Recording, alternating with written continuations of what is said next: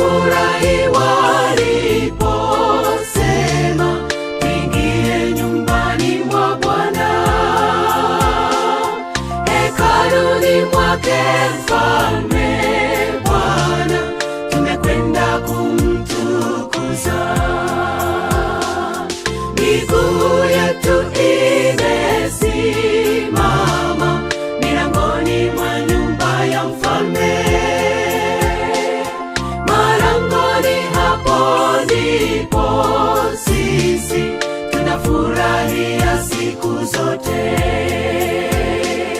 Ni vyema kukaa nyumbani mwa Baba kwa amani, tufurahie, ndipo tunatua shida za dunia na kumtwika fedheha zetu.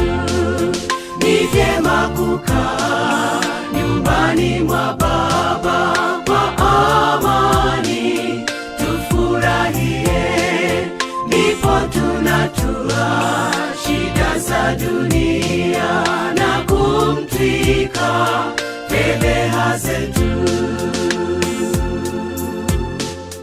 Na sasa ninasema amani iwe nyumbani mwa Bwana. Wampendao wanyenyekee, wajazwe Roho Mtakatifu.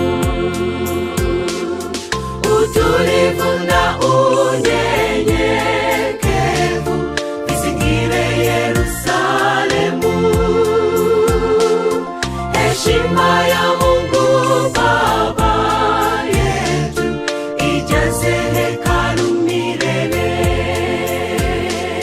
Ni vyema kukaa nyumbani mwa Baba kwa amani, tufurahie, ndipo tunatua shida za dunia na kumtwika fedheha zetu.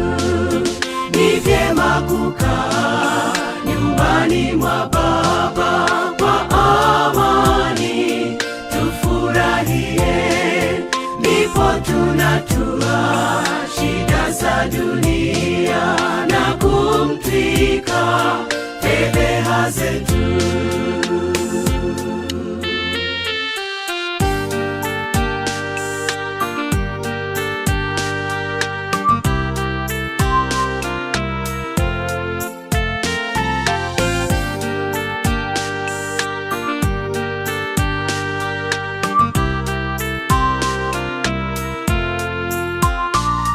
Tuombe Mungu atutakase,